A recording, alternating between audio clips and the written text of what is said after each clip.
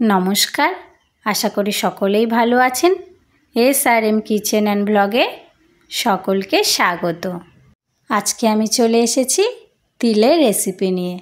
তিলের এমন সুন্দর রেসিপি থাকলে গরম ভাতের সঙ্গে আর কিছুর দরকারই মনে পড়বে না।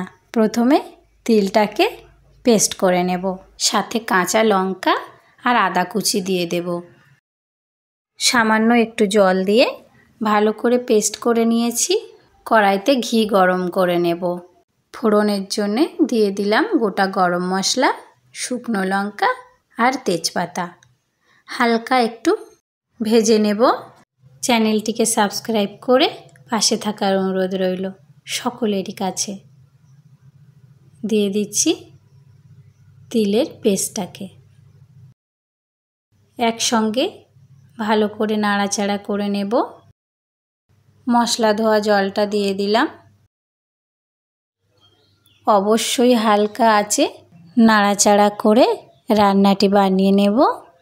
পরিমাণ মতো জলের সঙ্গে মশলা ধোয়া আর একটু জল দিয়ে দিলাম। এই জলটাতেই আমরা রান্নাটি বানিয়ে নেব। সামান্য একটু হলুদ গুঁড়ো দিয়ে দেব, স্বাদ মতো লবণ, হালকা একটু কাশ্মীরি লঙ্কার গুঁড়ো দিয়ে দিলাম। এতে কালারটা সুন্দর আসবে। একসঙ্গে ভালো করে আবারও নাড়াচাড়া করতে থাকব যতক্ষণ না পর্যন্ত তিলের জলটা শুকিয়ে আসছে। যে কোনো মরশুমেই তিলের এই রেসিপি মন জয় করে নিতে পারে। জলটা শুকিয়ে এসেছে।